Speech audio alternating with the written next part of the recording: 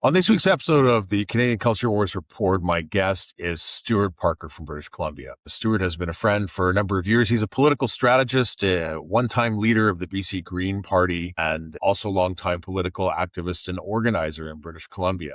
Stuart, like many of us, left the left because, among other things, the gender ideology and gender whang, as we began to understand the implications of this a deep and systemic problem baked into all of our institutions in society. Earlier this year, Stuart joined Dallas Brodie and Frances Widdowson on the campus of the University of British Columbia in January. They were mobbed by hundreds of violent chanting. Both Dallas Brodie and Frances Widdowson were assaulted in the melee. Frances Widdowson carried off by police. And this in the context of Widdowson's ongoing calls to truth in the Truth and Reconciliation exercise to demand accountability from the Indigenous and industrial complex and proof of whether or not there are graves in Kamloops, British Columbia. The student activists in a mob mentality forced the protesters and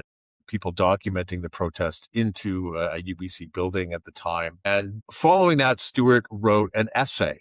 The essay is called "How Do You Recognize Fascism in America in the 2020s?" And he goes into Leni Riefenstahl, who was a propaganda filmmaker in the German Reich in the 30s with grand images and terrifying iconography. And Stuart goes through 6 components that he measures fascism by, and then evaluates left versus right, and who's checking off more boxes. Now, this isn't your typical list, and Stuart Parker isn't your typical guest. His depth of knowledge is his incredible memory and capacity to draw references across centuries and millennia as an academic is sweeping. Our conversation is long. It took place on Good Friday, 2026. And I wanted to share it with you today as you're contemplating the weekend. Stuart has a big announcement at the end. We're going to bookmark this project so that you can find the right placement and check out what that announcement's going to be. And I very much, I try to be an interpreter here for Stuart and to ground some of his intellect into a language that is more accessible to all of us. And Stuart is a great raconteur and a good friend. So today I give you Stuart Parker. I mean, you've got such an interesting background, Stuart. I'm just laying some really broad strokes for viewers Oh, yeah. who are joining in. I mean, there's been a journey. So when I was, when I did my PhD, like everywhere I go, there's much chaos and confusion. And so my original dissertation supervisor had a bit of a breakdown. And the guy who had wanted me in the program at U of T, this is, 15 years ago or whatever, Ken Mills, son of Bob Mills, the class of 93 Reform MP from Red Deer, Ken Mills ended up becoming my dissertation supervisor. And Ken was part of a community of people who were involved in this subdiscipline called conversion studies. And although it appears that Ken has recently canceled me, my home is full of memorabilia of people who hate me now. I'm fine with that. It's like, look, every relationship has got a clock on it. Everything exists within space time. Still treasure the time I spent with Ken, and I really, I met him really at the peak of his academic career. He just developed a brutal Douglas Adams writer's block that he hasn't been able to shake the past, 15 years since I've known him. But he, in conversion studies, they look at, religious conversion in various cultural contexts. And one of the things that was always admirable about Ken, that I'm sure is getting him into plenty of trouble now, was he always said, this term syncretism is terrible. This term that, Indigenous people, when they convert, they keep parts of their old worldview. He says that's true of all conversion. It is necessarily true of all conversion. And in fact, one of the most underappreciated reasons people will convert to a new religion or a new philosophy is to hold on to things that they have always believed that are now under threat, that are now in flux. And I feel that I converted to Christianity. I was baptized last August, and so there are ways in which I would say, being through this crucible of gender whang, cancellation, the rise of the authoritarians, many of my views have changed because I've been presented with evidence that my previous views were wrong. But one of my other motivations for joining the religious community that I have, for redescribing many of my beliefs, has been a desire to hold on to beliefs that I've held my whole life. That while the Canadian left may have done an about-face on those beliefs, while progressives may have done a 180 on some belief, there are certain beliefs that I care about so much that I'm willing to change all kinds of other things in order to stay true to those ideas. I had a good conversation with Frances Widdowson about that, about like how all of her analysis that makes her far right is based on theories developed by Leon Trotsky and his followers. Um, and so, you know, I'm I'm a lot. So I want to say, yeah, and Bill Tillman, the NDP lobbyist in BC, the ultimate sort of old school NDP pro-industrial moderate.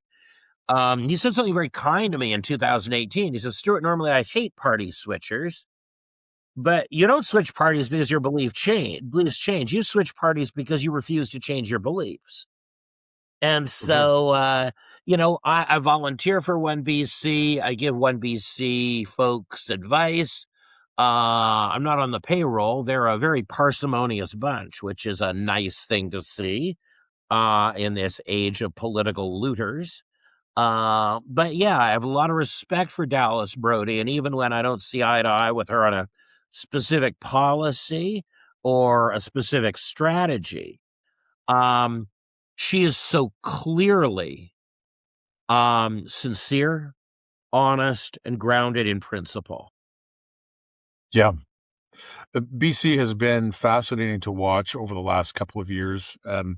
I talk about it a lot here on Culture Wars Report. I grew up in British Columbia, so I have some familiarity.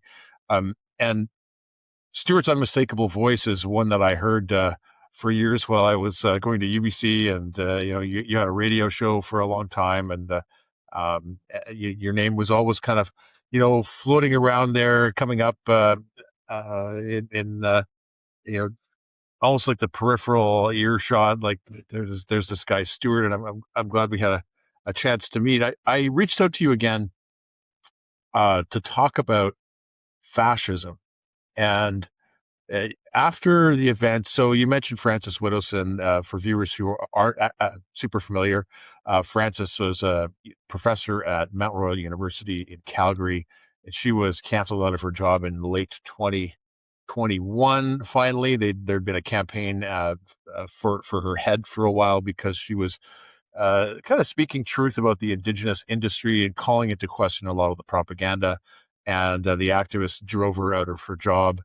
She's also been very vocal on raising questions about the graves in Kamloops, and has participated, I think, in a couple of documentary projects, and has been brave enough to go to multiple campuses across the country to have conversations with people, which turn into very interesting near riots. I mean, at UBC recently, January, Stuart, you were there. There was several hundred people out, from what I can gather, and Frances was carried off in a very dramatic way and put into a police car at some point. I understand there was some violence, and as always with this radical left, we hear these chants of fascism.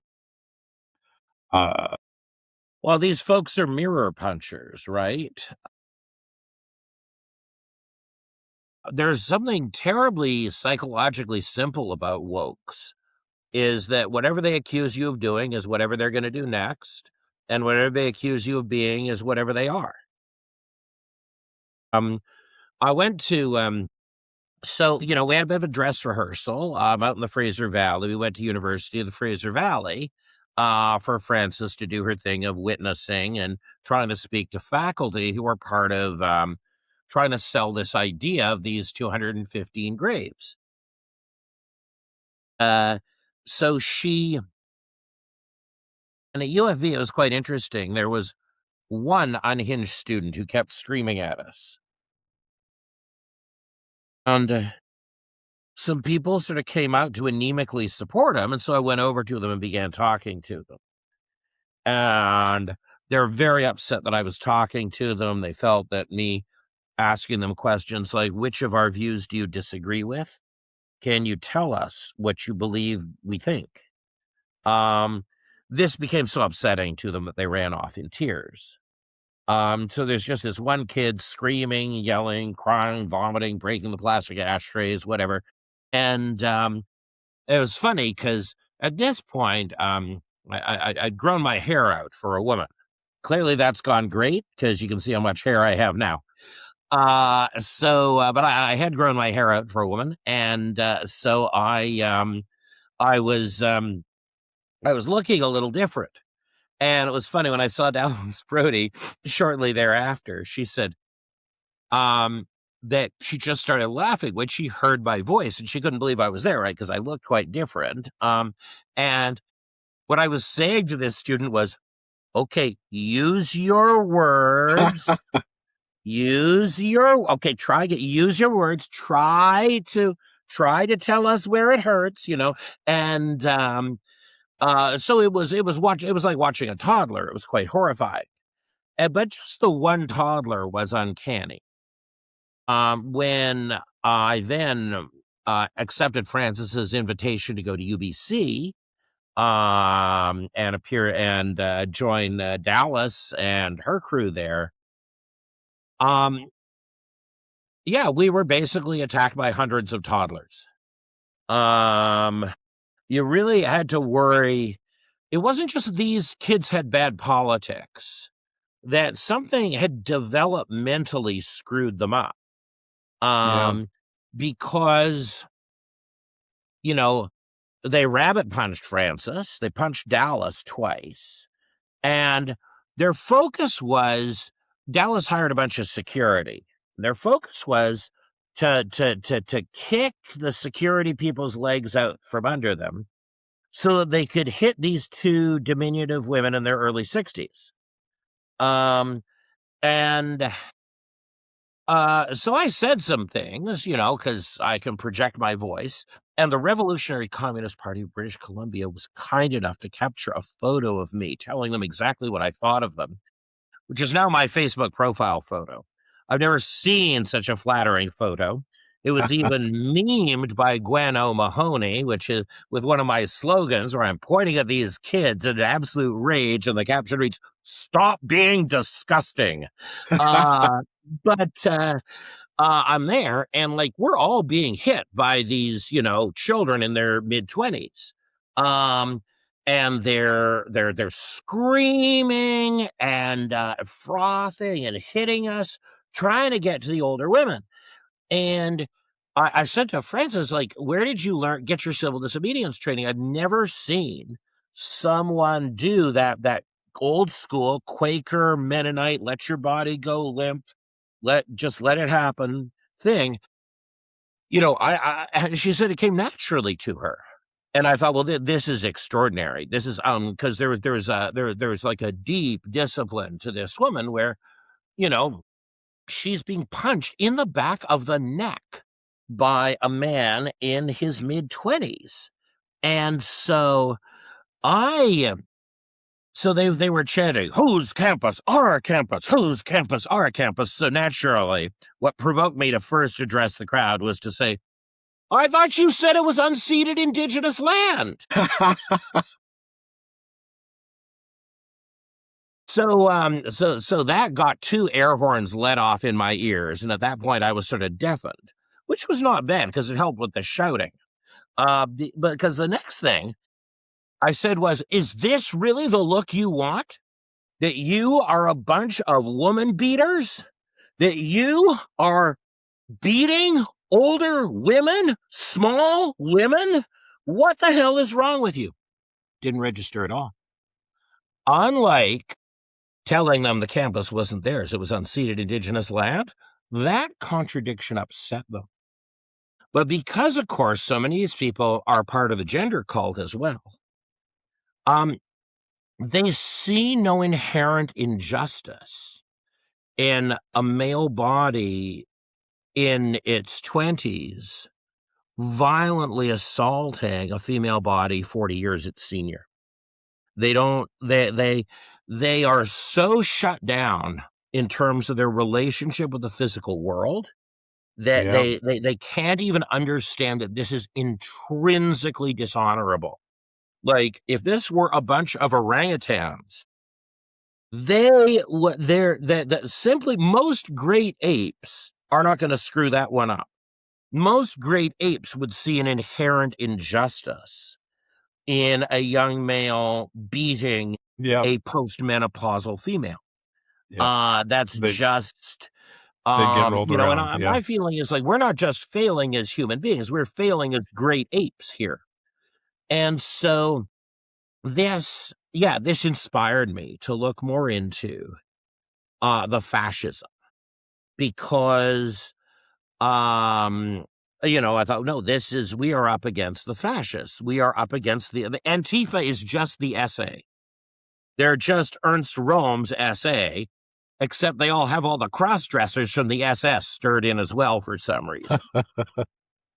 Now I want to go, Stuart. Your essay was really timely for me because I've been thinking about this for a while, and as I mentioned, I put up a piece here on the Culture Wars Report about CSIS and the ideological capture of CSIS, particularly when there was an announcement that they were honing in on anti-feminist activism as a pathway to violent extremism. And that's not remember, the first. 2 years ago, they stated that gender criticals were the group most likely to cause rights a mass activists. casualty terrorist event. Yeah, parents' rights activists. And at the time, I was coordinating with parents across the country to organize pushbacks because of what was being imposed in the schools, and how the communities like the ones you're talking about were responding to these. Back in 2021, Board Chris was here in Ottawa, and I was with Chanel Fall, and we had a similar mobbing. About 300 activists from the University of Ottawa and Carleton University, the Ottawa Carleton Student Rainbow Coalition, descended on us, and similarly, not as violent as what you were dealing with, but there was vandalism and pushing and shoving and spitting and dumping of coffee and liquids and those sorts of things. And I walked away from that, and not my term. I guess I'd heard it, but I said these are the rainbow jackboots. Yes. These are fascist, of like a violent proxy mob of enforcement that is just like I read about when I was in high school and university about the kinds of conflicts that were happening in the streets in Italy and in Germany, and these are acting on behest of whether explicit or implicitly of a particular ideology. And my understanding of fascism, like kind of colloquial understanding, maybe as I've investigated this over the last few years, has to do with Mussolini's definition, but I think it goes back to Rome or something. It's a binding of sticks together, or binding of wheat together into a sheaf. And the concept is that the sticks bound together are stronger than an individual stick. And then we have this expression of fascism where an ideology kind of captures everything. It's the government, but it's corporations, it's educations, it's police and military, it's the judiciary. It's kind of everywhere. It binds all of society. What you're describing there, of course, is totalitarianism.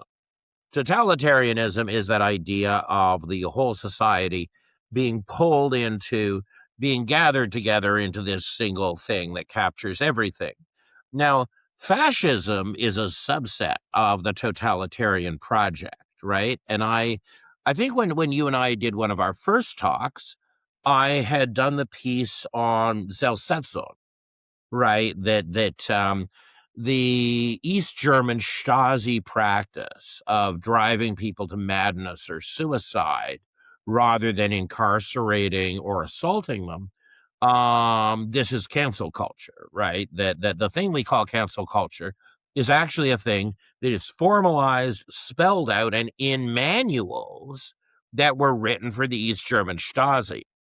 But what I want to make clear here is, um, we need a real historical and cultural breadth when we anatomize these terms, right?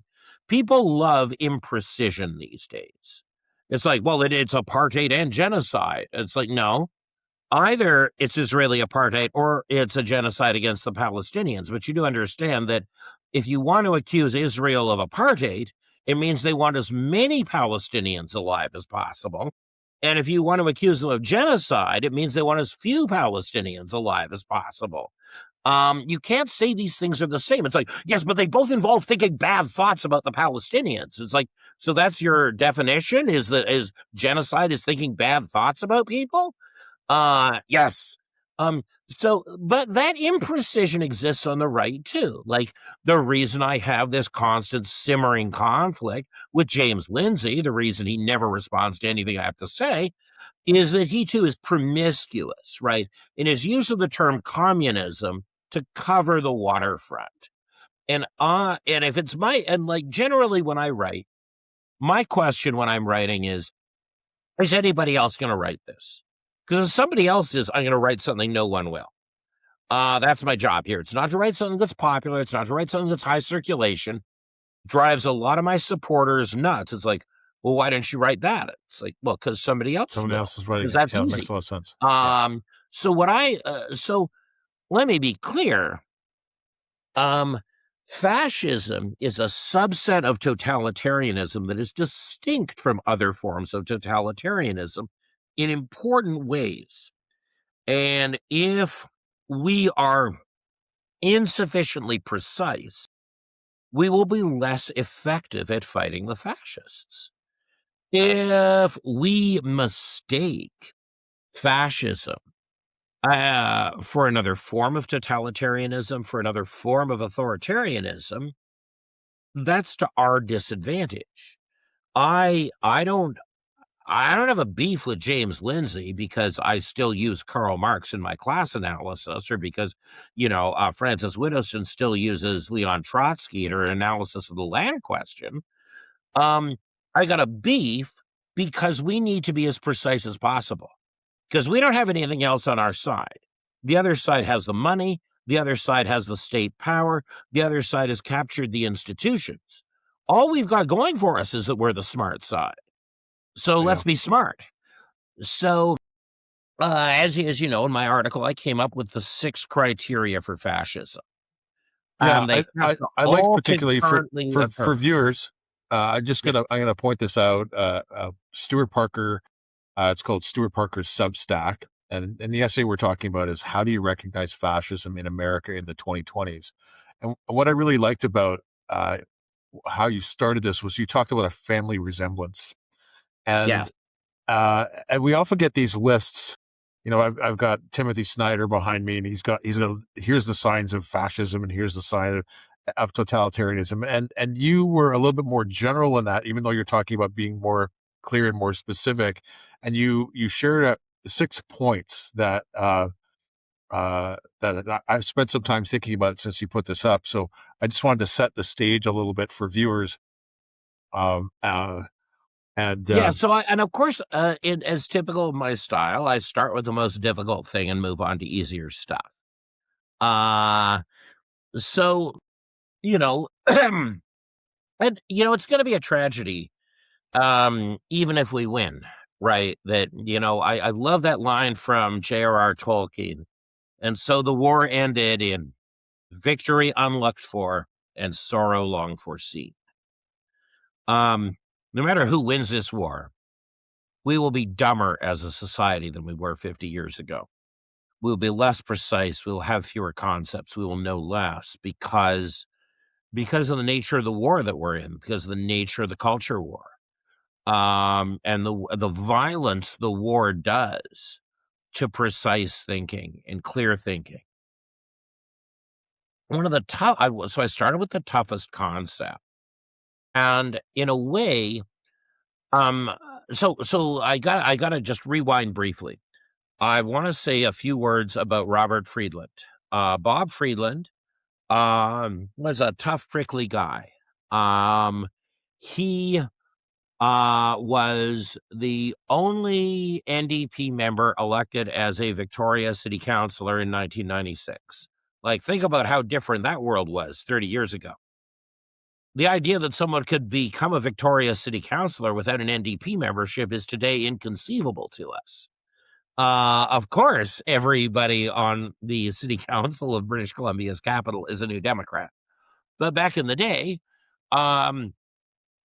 things were different. Things were more democratic. Things were more volatile. And so Bob was a New York Jewish lawyer. Turned out he had some problems that really screwed him in the mayoral race in 1999 that, to quote, Fight Club, he's been setting up franchises.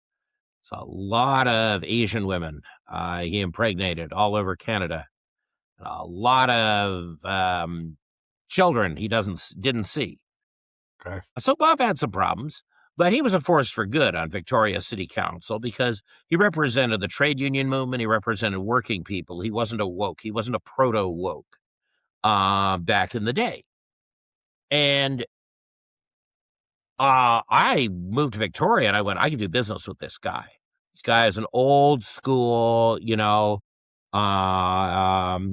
Jewish Marxist, blah, blah, blah, who knows how to do some business, who knows how to get some things done, who's got some hustle to him. And Bob told me a lot of things that no one was ready for that have all been proven out. One was he went, there's going to be a renewal in the importance of Oswald Spengler and his philosophy. And if you want to understand Steve Bannon and Samuel Huntington, get out your Spengler. Friedland was absolutely correct. Oswald Spengler's Decline of the West is the most underappreciated and important text that we need at this time. Friedland was the guy who could go to Glenn Clark, the pro-labor NDP premier that I've been fighting with in the media for 3 years, and go, let's make a deal with the Greens. Let's retake Victoria and Vancouver City Council. And he got that through. So Bob did a lot of incredible stuff, and he really tried to get me ready. But you know how an older man tries to get a younger man ready, right? There's just a dynamic there where the young man never figures it out until he's old. That's just part of the burden of masculinity. So there are all these things that Bob said to me starting in my late 20s that have really come to fruition. So one of the things he did was he made me watch Leni Riefenstahl movies. Now, a number of his relatives were killed in the Holocaust, and he faced horrific anti-Semitism in Victoria on the left. He trudged through it all. And he gave me the equipment to understand the most important feature of fascism, which is aesthetics. Fascism does not make its primary argument through logic or through or even really through conventional slogans. It makes its main argument through aesthetics. When you look at the Riefenstahl films, you see this monolithic architecture, and you see these huge parades. And when people say things, they're not arguments. The leader is the party. The party is Germany. It's we might recognize this is that. That's part of an aesthetically constructed argument. Trans women are women. Sex work is work. this is that, this is that. And you combine that with images that are inherently intimidating. Now, of course, I wrote about this in my last Feminist Current essay before Megan Murphy closed that shop. Because I did the same with Los Altos. Like, I had to shutter Los Altos the way she had to shutter Feminist Current because we'd moved on. Right. But in my essay, March of the Grotesques, which, by the way, the genderists never quote. The genderists only want to take you down when you say something reasonable. When you say something that is like really ambitiously, when you call a group of people grotesques, they don't know how to respond. They're used to you saying something slightly off the reservation, like, well, maybe people should just be allowed to express themselves however they want. What if all children are beautiful and God loves them all? Like, those are the things they're going to say are hate speech. When you do, as I did with Chilliwack School trustee Terry Westerby, say, you are a grotesque, and you are trying to convince children to become a sterile, desperate grotesque like you. And that is a fate that not only do I not wish on any child, I don't even wish it on you. So they pit those observations because they can't handle the full force of our argument when we make our argument. Their whole trick is to get us to make a small argument, Right? Not a comprehensive and aggressive argument. So when you see, right, the trans movement on the march, right, it's your classic 6th century Persian army from the 300.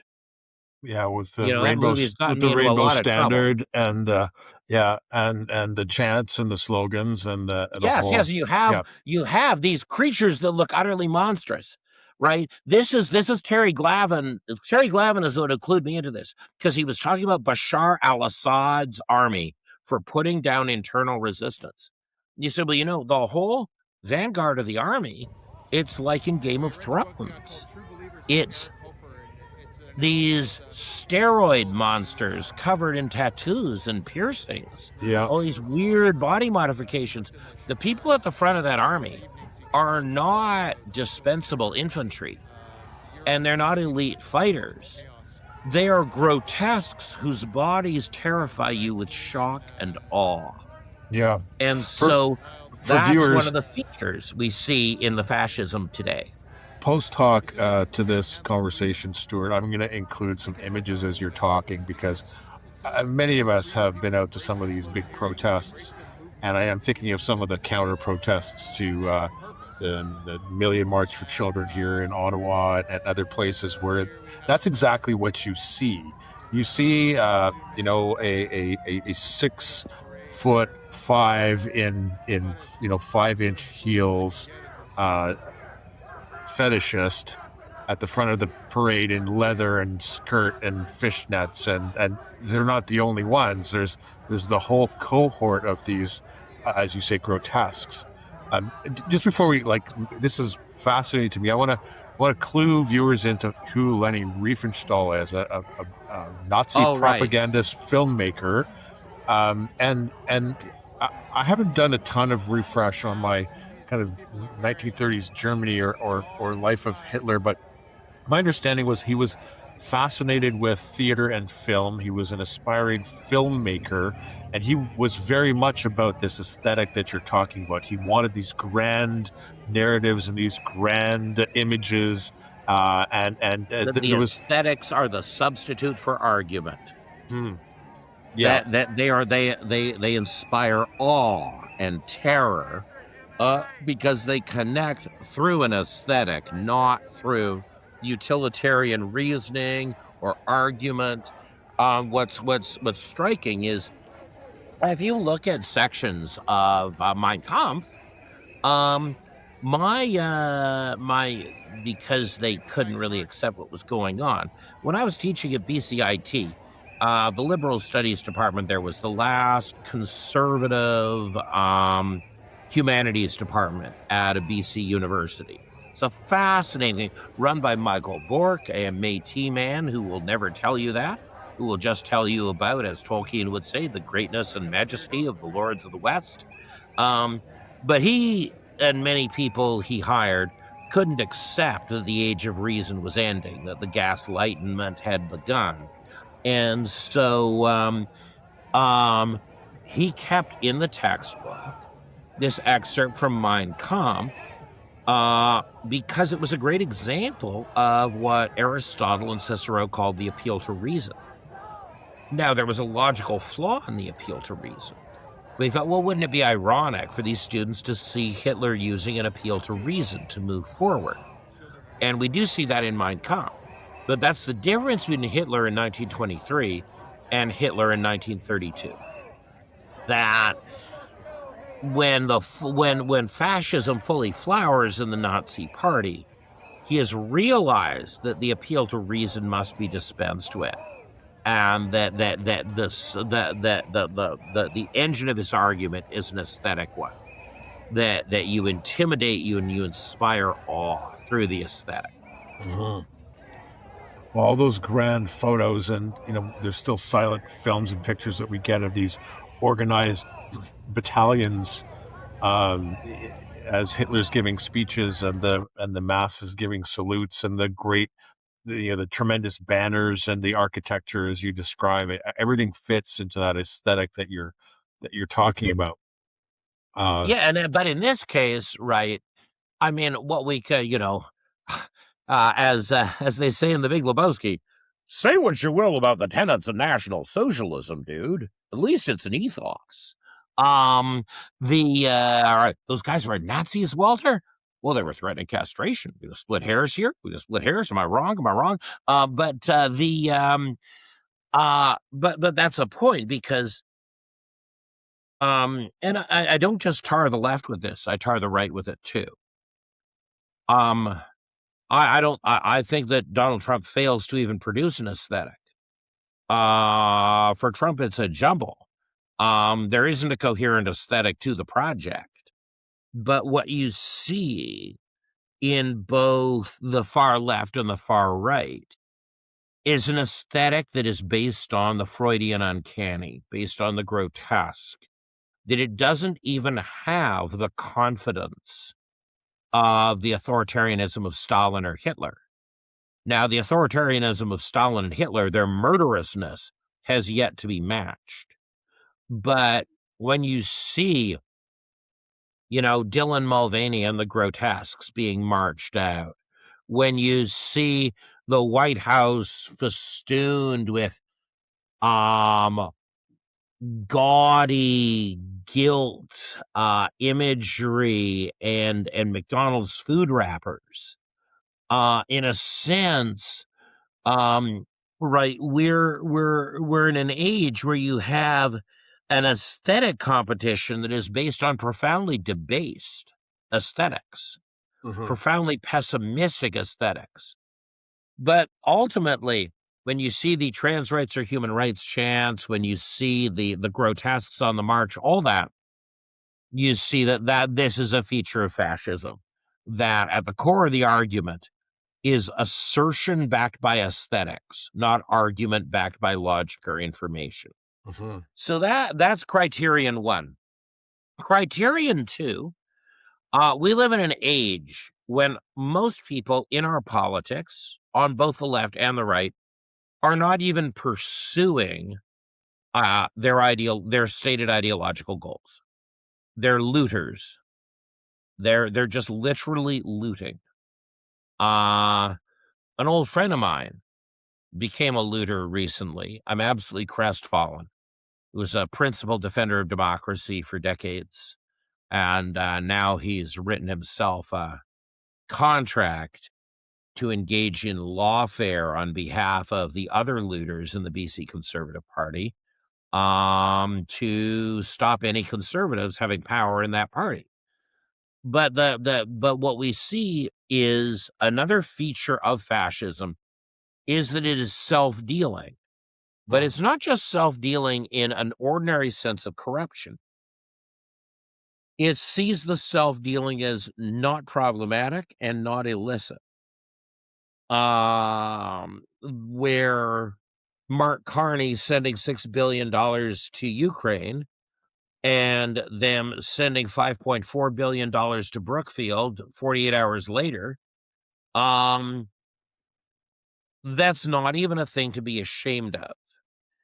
And this is a feature of fascism. And even, I would say, some of the best things about the Trump administration hold this self-dealing feature. Like the way that Elon Musk's finances and Donald Trump's finances, personal finances, relate to the U.S. government is very much the kind of thing that fascists do.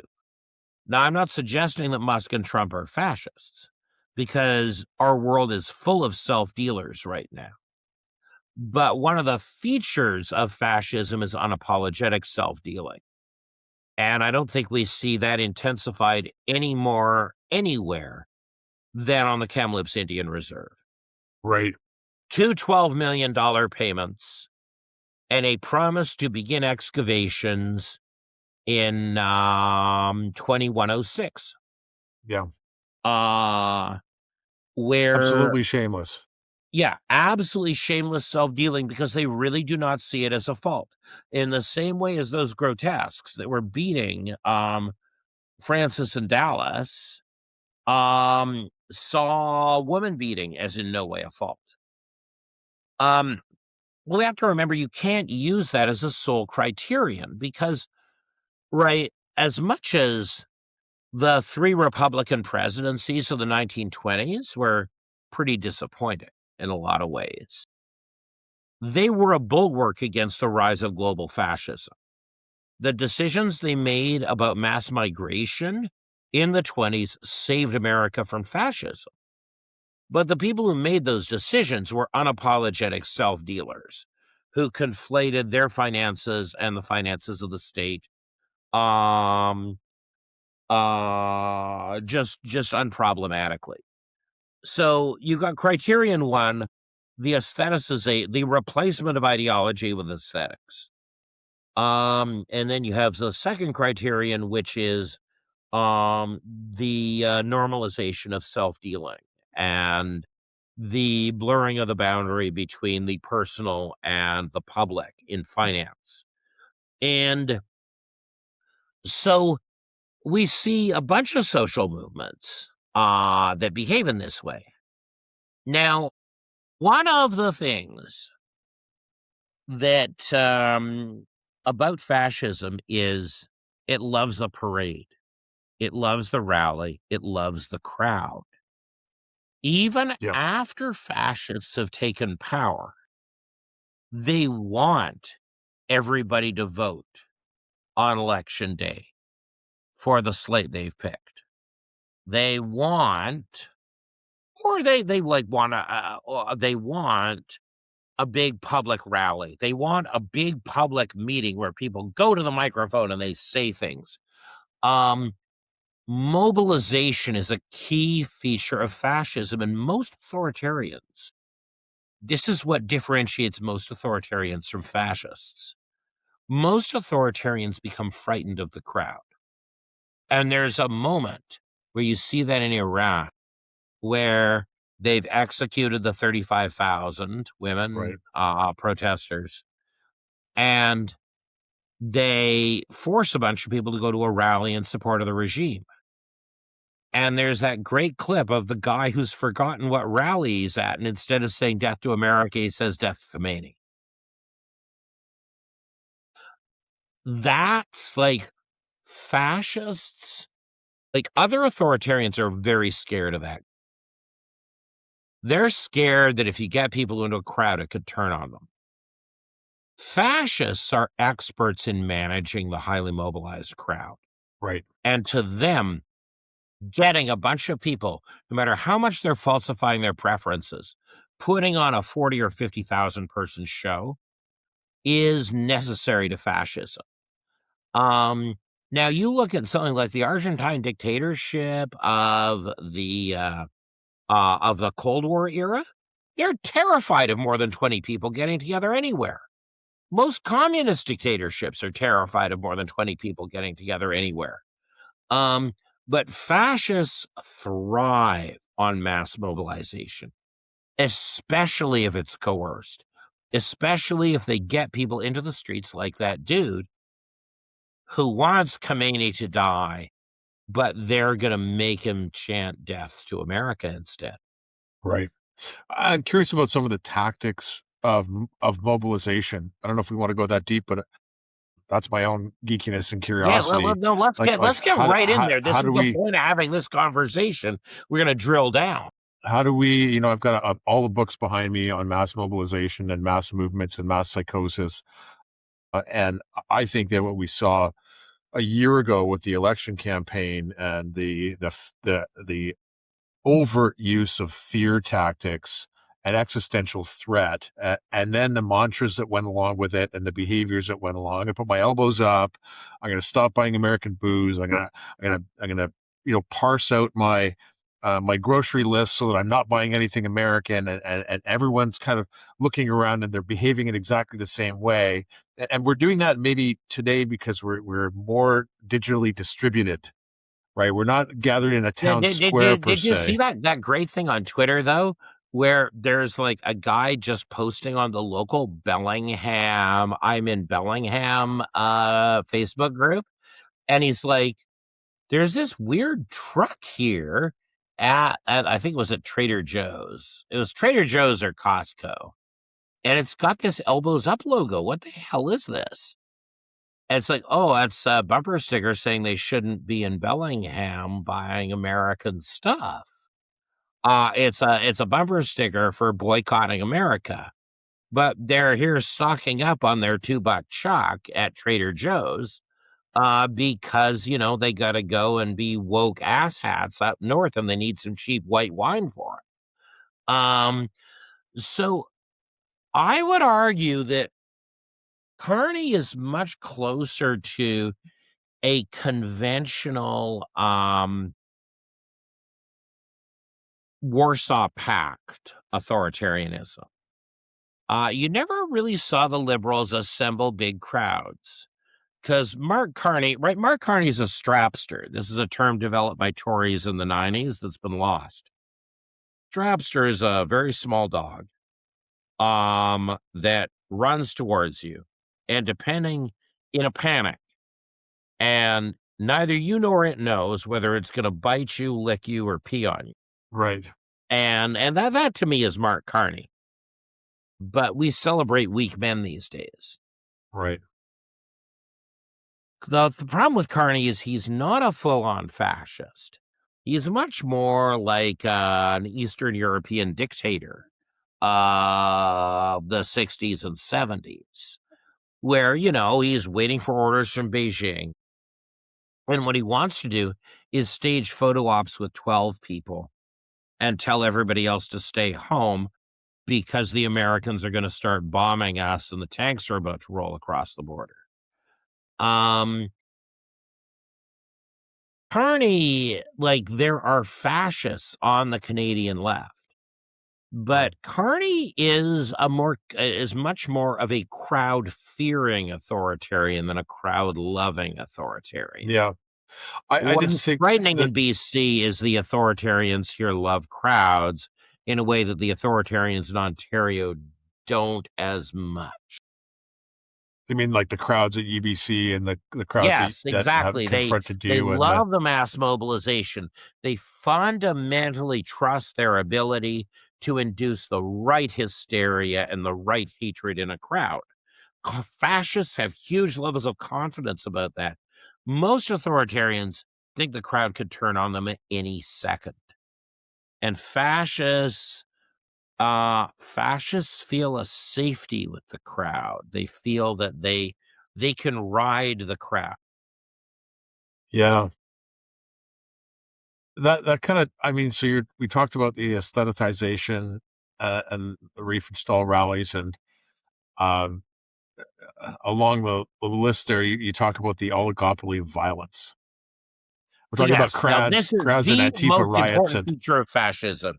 Here I want to be very, very clear, because there is something that people would otherwise struggle to account for.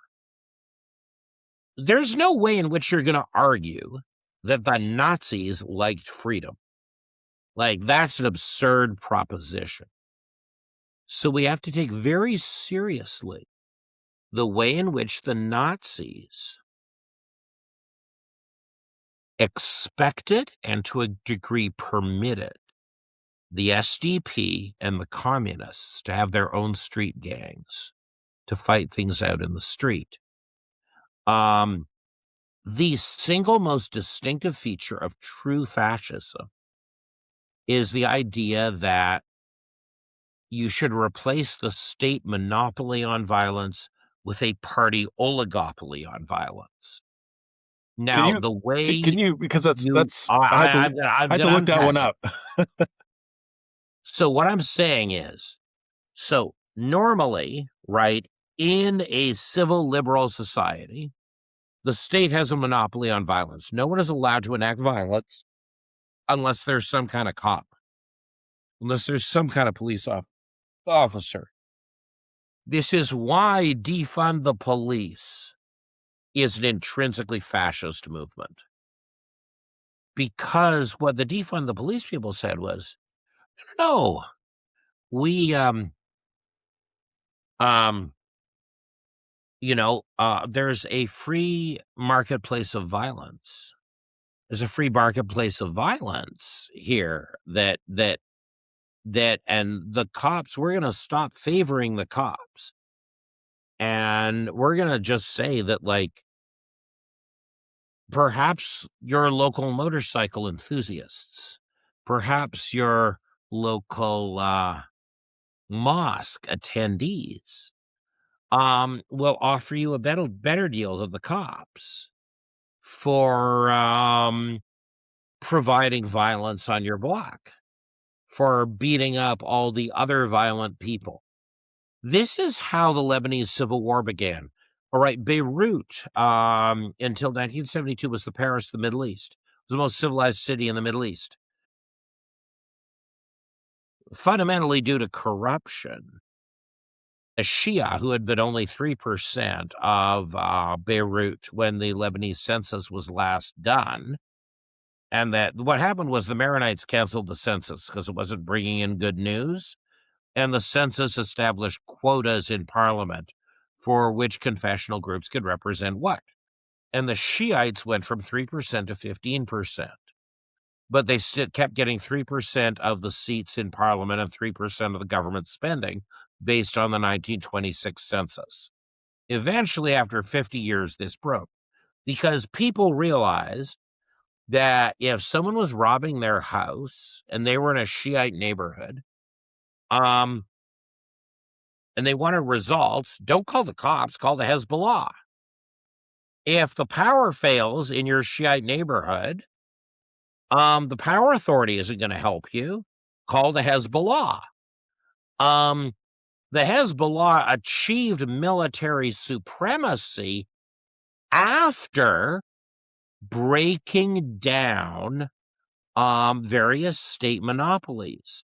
And the state monopoly on policing was the last monopoly they broke down, not the first. The electricity, the schools, they broke those down first so that people would be ready for that. And so it's like, well, you're really saying that we should just disband the police? Well, in the free marketplace of violence that is now functioning in your neighborhood, who are the cops? Are they the Hezbollah? Are they the Hells Angels? Yeah. Who are they? And so a key feature of this is the fascists formalized this. What Mussolini did was he said, look, my brown shirts are the best street fighters. I will challenge your street fighters in a battle with my street fighters.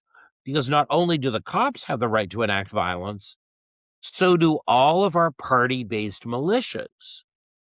even if that disadvantages me, I could assert state monopoly on violence, but I choose not to. And it's the same with Hitler.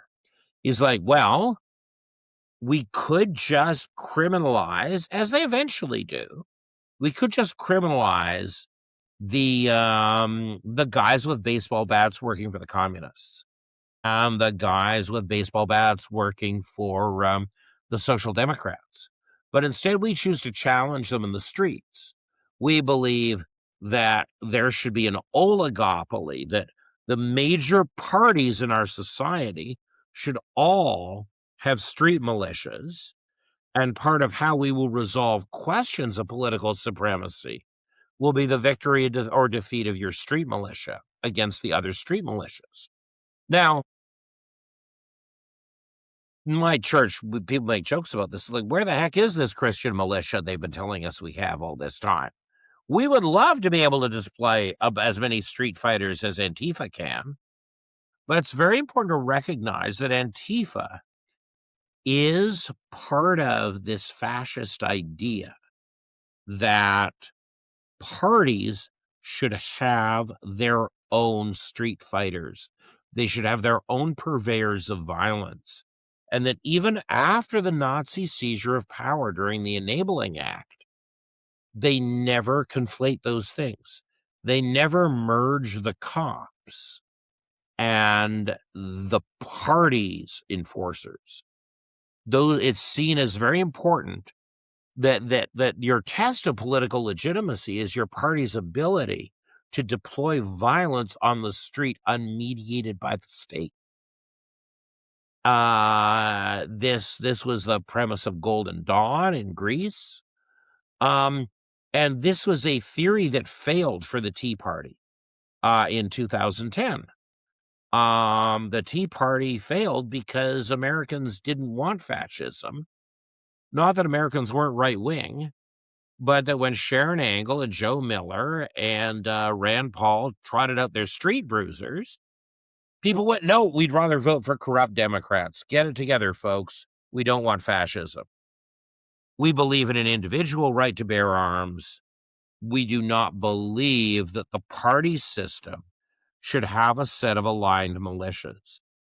But the reality is that we're in an asymmetrical war in Canada. The reason they're constantly accusing the right of having a violent street militia that operates outside the law and that police officers just look the other way on because they know who the government's aligned with. It's really important that it's right. There's that iconic scene of Chris Elston 3 years ago where right, the tranny throat punches knocks him to the ground and starts kicking in his ribs. Pulls a sign and there are the two cops leaning against their car, pointing and laughing. That is fascism. The cops understand it's not their role to enact the party's violence. It is their role to stand back and let the violence oligopoly run its course. To prove the legitimacy of the fascist party by letting the fascist party beat the protesters while the cops stand aloof. This is the single most distinctive feature of fascism. And I do not believe, and this is a personal opinion of mine, well, not really a personal opinion, it's a scholarly opinion. I don't care if I can't pass peer review because Ken Mills doesn't sign letters for me anymore. The reality is this is an example of a specific academic point that fucking matters. It matters to understand that a unique feature of fascism is even after the fascists have seized and monopolized state power, they maintain a party militia that there is an oligopoly on violence among the major parties until there is only one major party, and even then, they do not merge the party's violence with the violence of the police. This reframes my thinking on so much. I think of Karim Assad and all the work that she's been doing, documenting these street protests over the last 4 years in Ontario Right. mainly. What you're And seeing with people like Renee Good yeah, and Antifa in America, that shows the Democrats once again have their own militia, just like they did when it was the KKK. yeah. It also brings to mind, I had conversations on that trip across Canada that I mentioned earlier in our conversation.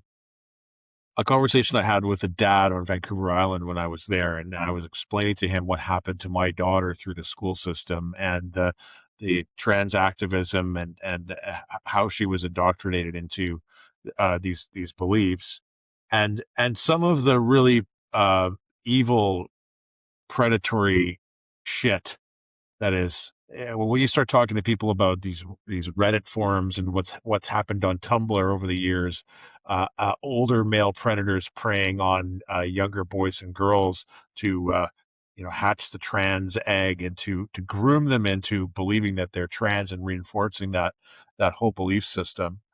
And this dad had some connections to organized crime and mob enforcers, and he said that like if any shit like that ever happened to one of my girls, or some guy walks into a girl's change room with my teenage daughters, and he's perping on them, someone's going to get really fucking hurt. And there's another Well, this sort is of, the failure of the Nicholas Cepeda case. I think I've said this before, right? That vile yeah, York yeah, University professor Melody identifies a Melody 12-year-old Weishart, girl. for those who are making the connection, a swimmer in Ontario who was I'm just going identifying to as refill my drink. You keep going. Melody Weishart. Nicholas Cepeda was an academic from Toronto region who was competing in teenage girls swimming. So he identified as a girl and was competing at teenage levels and was changing in these girls' change rooms. And I think what Stuart was getting at was that nobody beat the shit out of him when he was doing this. And that we should have had some kind of social enforcement mechanism in place, but everybody's so afraid of because all of this is now conflated with hate crimes Well, to, this is the thing, though. This is so like what I said was, look, there are all these mothers who go into that changing room and they stand in front of their daughters and they shield them with towels and they prevent Cepeda from looking at them. And yet, mysteriously, he has never accidentally fallen down a flight of concrete stairs at York University. I know where his office is. Perhaps if I still lived in the greater Toronto area, I might have solved that problem. But that's the thing. That's so disgusting. I was called every name in the book in school. When it came out that my uncle was actually black and I was going to this really white private school in 1982, like I was called a nigger. And you know what?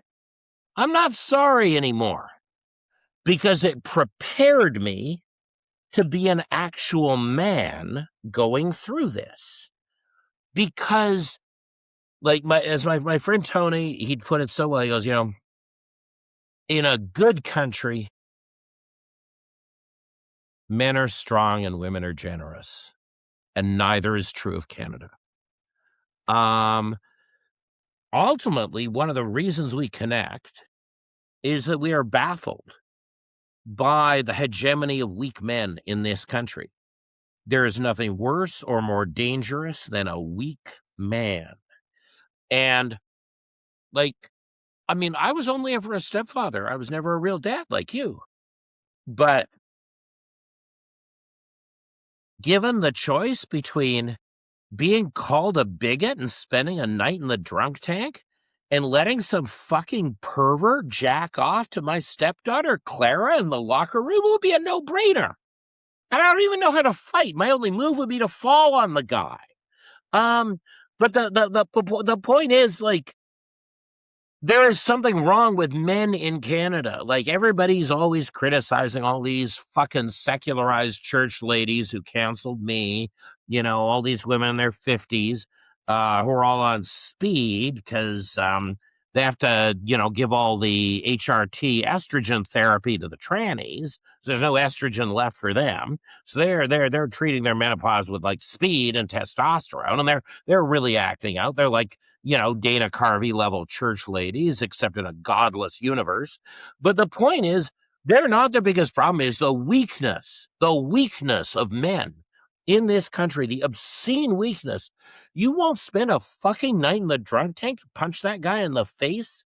Like, what the hell is wrong with you? And that was another thing Bob Friedland was always on about. He goes, Stuart, I know nobody wants to hear this, but I think there is too little violence in Canadian society. There needs to be some minimal level of violence in mainstream society. Otherwise, men can't do their job. Yeah. Well, Stuart, this brings me, this ties to your oligopoly of violence point, but I think in terms of sort of scale and level of analysis when we're talking about violence, and partly because of my other weird interests, I don't think I've ever said this on this channel, but I've studied um, uh, different esoteric and let's call them occult traditions, as well as mystical traditions from around the world and sacred texts for 30 years. And one of the things one of the things that's closest to my heart in the Western tradition is tarot. And I love tarot That's how I got my first girlfriend. I love tarot because it roots itself in the classical four elements: earth, water, fire, and air. And for anybody who plays playing cards or plays poker, hearts, spades, clubs, and diamonds are the suits of tarot. And in the suit of espada, which is, if I'm not mistaken, it's Italian for sword, is violence. And it's the element of fire, although some tarot purists will argue that with me. But in this suit of swords, you've got these four characters. In normal playing cards, there's three. There's the Jack, the Queen, the King. But in tarot, there's a knight, there's a or a page, a knight, a queen, and a king, and those are the personality types of that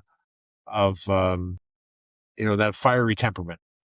And when you think about let's say professions or sectors of society that are uh, encapsulated in the symbol of fire, you think of that violence. So there's police and there's military, but there's also politics and there's also law.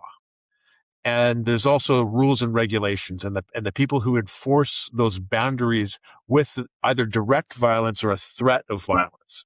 And so when I been thinking about this oligopoly of violence, we're talking about street gangs and thugs and these sort of sanctioned groups of people meeting out, terror on the streets, essentially. There's also a kind of terror that you and I have both dealt with, me to a lesser degree, I think, but the cancellation terror and also the terror of lawfare and the use of these regulatory bodies and these arm's length organizations like EGAL that are funded by the state, but they're NGOs, so they don't represent the state. Yet I just want to get in there with one term. I'm going to interrupt you just in a very simple way. In the 1990s, we had a term that has been deliberately memory hold, and that term is quango. Yeah. Quasi non-governmental organization, because calling them NGOs is a lie.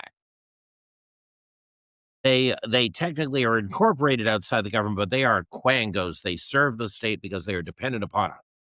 Yeah. So we have organizations like antihate.ca, which is a propaganda smear organization, and EGAL. There's many, many others that have. I think Anti-Hate actually keeps... Anti-Hate and the CLC also keep the lists of our license plates and phone numbers and addresses. I'm sure that it will eventually be found that they blew up Gwen Mahoney's car because of either the Anti-Hate list or the CLC list.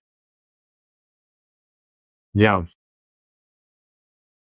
Yeah, so I think you more or less confirmed what my thinking was on that, but it was, for some reason, I felt compelled to mention that. So personality Anti-Hate.ca, type I in the have a funny tarot thing. Anti-Hate.ca story. Because of Richard Warman, right? This protagonist in Anti-Hate.ca, this Um, one of those kill all the Jews but me guys. I'd encountered Richard Warman pretty early on. He was associated with John Rustad, who I mistakenly installed as leader of the Green Party of Canada in 1997. And, she's basically Agra from the Dark Crystal. Like, I had friends who were, like, heckling her after I left Victoria. And she must have found it baffling. She'd be giving some weird speech about international law and anti-Zionism. Be all these people at the back of the hall going, "The Great Conjunction! The Great Conjunction!" Anyway, but Richard Warman was an associate of hers, and so I began paying attention to him, and he seemed like an extra fragile, extra crazy lefty back in the day when that might be a problem. And then he becomes, the whatever chief counsel or ED or whatever it is of antihate.ca much later. But in between, I had a very strange phone call in 2013. I'm sitting on the bus in Vancouver. My phone rings, and this I answer. I don't recognize the number. This woman says, "Oh, hi, I'm so-and-so. I'm David Icke's lawyer." Well, I don't have a great relationship with David Icke. He's the former leader of the British Green Party, and then he declared he was Jesus, and then he rolled out this idea that solved really the fundamental dilemma of all conspiracy theories. Because, my friend Brian Steadperson would take these buses in the middle of the night. People were always sitting down next to him on Commercial Drive on the number 20 bus in Vancouver, telling them their conspiracy theory, because he's a very open face. Yeah, so he would always say, "Look, I don't have a lot of time here. Is it the aliens or the Jews?" And, of course, David Icke had this incredible insight, being a British footballer and former Green Party leader, that the aliens were the Jews. We could just tie a big bow around this. So the idea was that the aliens and the Jews and various other people he didn't like were shape-shifting space lizards. And so in 2000, when I was about to be defeated as leader of the BC Green Party, David Icke threw his lot in with Adrian Carr and these other ass clowns and said, "Stuart Parker is a shape-shifting space lizard." So I had You're no talking about the real David Icke interactions. from the UK, David Icke, gray Yeah, hair. David Icke from the UK. Yeah, right. Yeah, lizard space aliens. Yeah, that guy. Anyway, so he had declared that I was a shape-shifting space lizard on March 19th, 2000. So I'm sitting in this bus in like the summer of 2013. His lawyer's on the phone to me. And I'm like, why, you're David Icke's lawyer. Why are you calling me? And she says, "Well, we know that David Icke accused you of being a shape-shifting space lizard," or whatever their term is for it. I don't remember. 13 years ago. And we're being sued for libel by Richard Warman, future head of the Canadian Anti-Hate Foundation. Because David has accused Richard of being a shape-shifting space lizard. And our defense is that David is so promiscuous in this allegation that it cannot be libelous. But I think you know everything you need to know about the Canadian Anti-Hate Foundation, that the guy who runs it took conspiracy theorist David Icke to court in 2013 and sued him for libel for saying he was a shape-shifting space lizard. Because somehow Richard Warman thinks, like, "Oh no, I'm going to be found out as a shape-shifting space lizard. If I don't sue this guy into poverty, people will think that I am a shape-shifting lizard from the fourth dimension." And so that is the mentality that runs antihate.ca. So what won't they do? So one of the things I talked about earlier with this sort of surface level of fascism, the binding of these institutions, right, is an ideology that kind of permeates everything: government, business corporations, education, and getting down into you started with the biggest concept first, right, Stuart? So we've got dehumanizing gender critics called bigots. and you've got in-group and out-group treatment, and then you've got a fusion between state and business and these various Yeah. institutions. No, and I know we've only done 4 of the 6, and I know the in-group, out-group thing I haven't got to yet. But yes, go on. That's something we're all very familiar with, and might be one of the first things that wakes people up is all of a sudden they find themselves on the wrong side of a comment, and all of a sudden you're participating or you're not participating anymore because you are the out group. Uh, and I'm just, I can't remember how many cancellation rounds you've been through, Stuart, but I want to say it's in We the. lost track. I'm trying to, like, you're right. I am on chapter 37 of my memoirs now. This chapter is called The Kavorka, because, like, it is a tragic comic story. But yeah, when I was in Prince George, working for the Rustad, no, like, it was like I was in Japanese fiction. Everybody should watch A Confession on BritBox, starring Martin Freeland. Very important show to watch because it's the kind of show that Leonid Brezhnev let people make. Right? It's like, oh, there's a cop chasing a serial killer. It's a 6-part series. Okay, the cop caught the serial killer at the end of part 3. What's going to happen for the next 3 parts? Oh, the cop is going to be persecuted until he is driven out of the country and ends up being nearly blown up in Libya because he did his job too competently. Mm. And this is viewed as an implied criticism of everyone. Therefore, simple competence has become a problem. And that was a whole genre of movie that Brezhnev let people make because they needed some kind of outlet. Like, he was like, real professional totalitarians aren't locking everything down like these asshats. They gives people some kind of vent, some kind of outlet.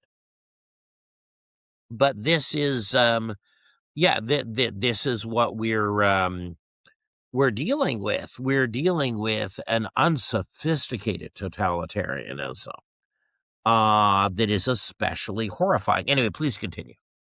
I tend to agree with you. You know, looking at some of German history and how organized that propaganda and the the iconography and the the, the spectacles were everything that we're seeing seems really half-assed.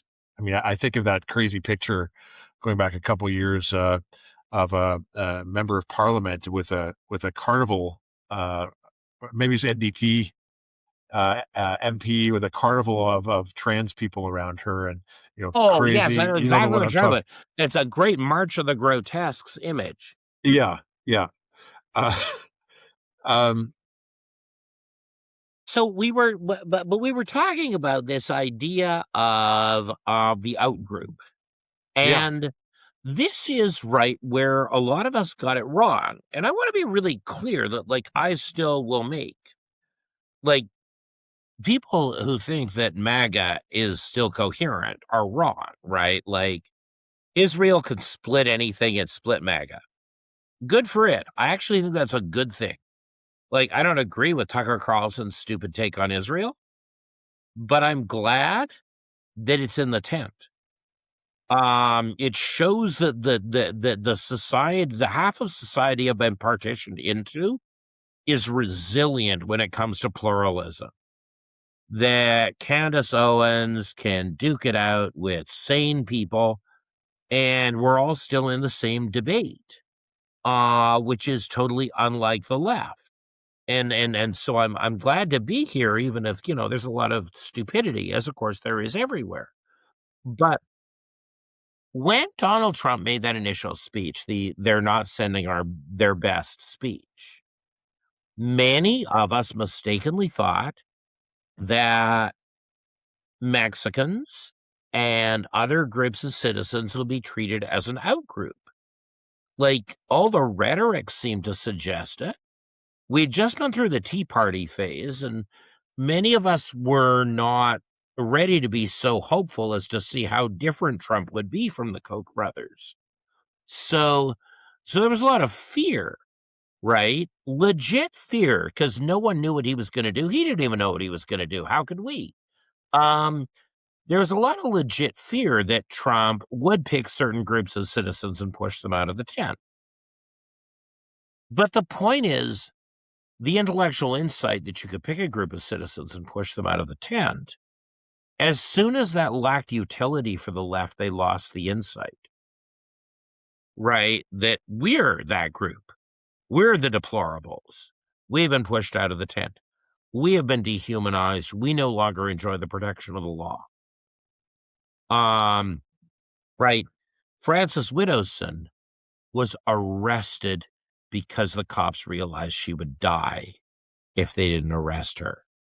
And in order to preserve the good name of the fascist thugs the cops supported, they realized they had to get us out of there before the children killed us.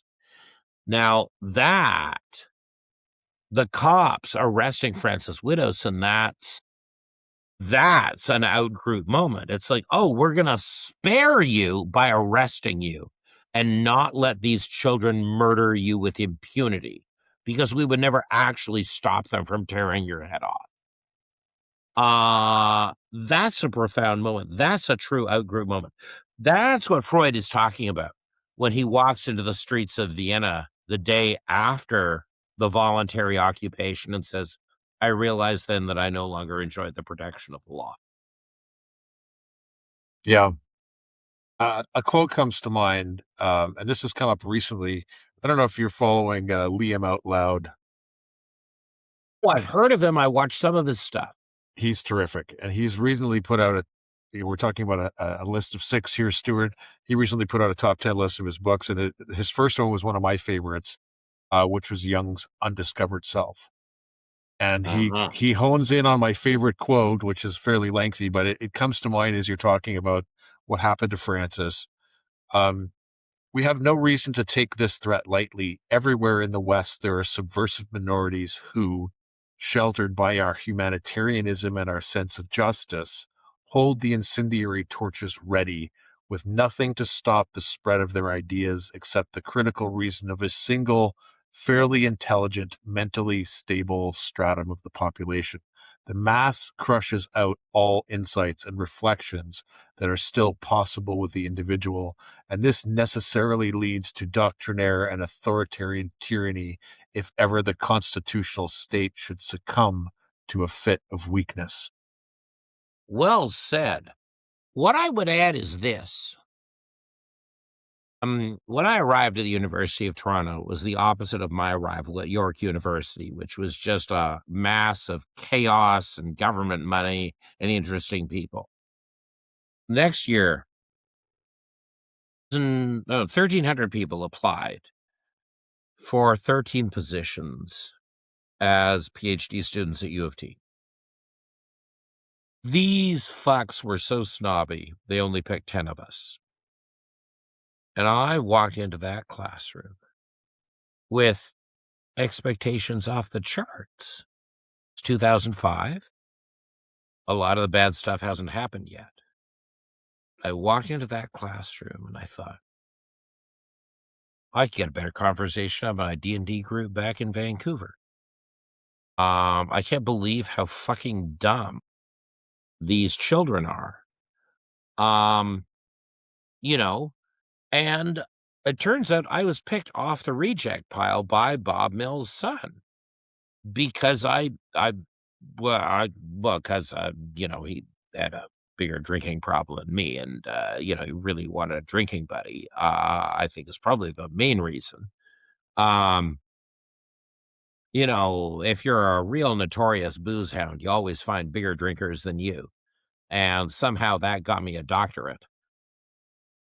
But what I realized was that these were very privileged, very insecure people, and they had been beguiled by a Gnosticism, a secularized Gnosticism that has ripped through our society. That has conflated intelligence with the soul. Mm.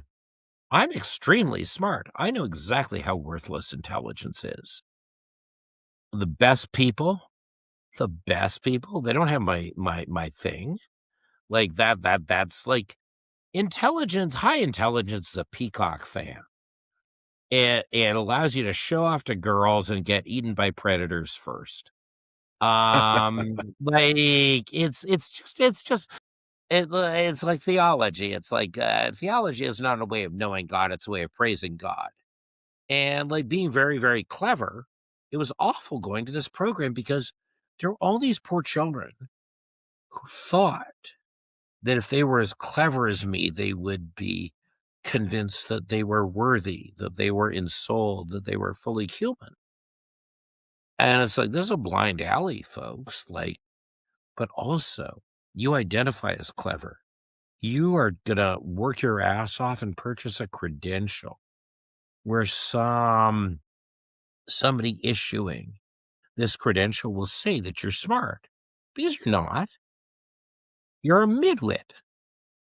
But we lived in a society that when God went away, we decided that intelligence and the soul were the same thing. Mm. And this created vast insecurity, chaos, and self-loathing. It's like, let me treat you folks to the punch limit. I was having this conversation in a van today with my local patron because, like, I'm pretty convinced we're all. I'm usually about 5 years ahead of what's going to happen. I can't warn anybody; they won't believe me. Yeah. Um, Sandra. but it's like, no, I've affiliated myself with a highly charismatic local landowner.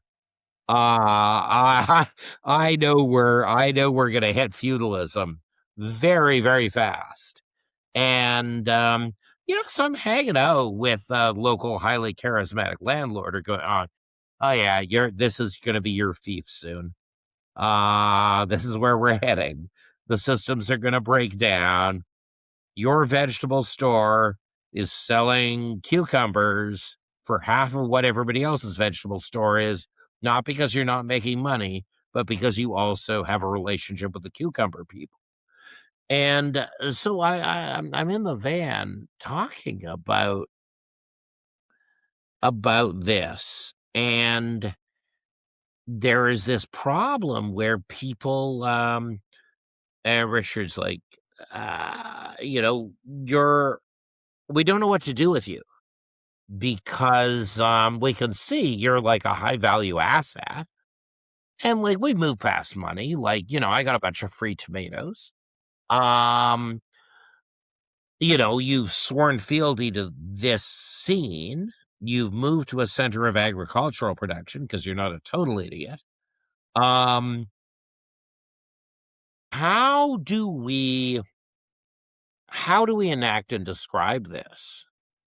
Because we're up against a set of intellectual traditions that don't reward us. We really have to go back to the 12th century and the collapse of the cathedral schools to fully get back into a zone where the materiality and the intellectual work line up and make sense at a Okay. local level. Let me understand that a bit better. So there's a bunch of stuff going on that's outside of my uh, scope of knowledge, and so what happened in the 12th century? Okay, so here I'm just gonna be the guy I am. So the Tories tried to stitch me up in a fake sex scandal. Because I'm.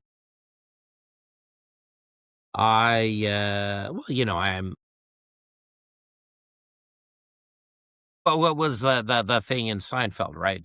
What was the tragic flaw of Billy Mumphrey?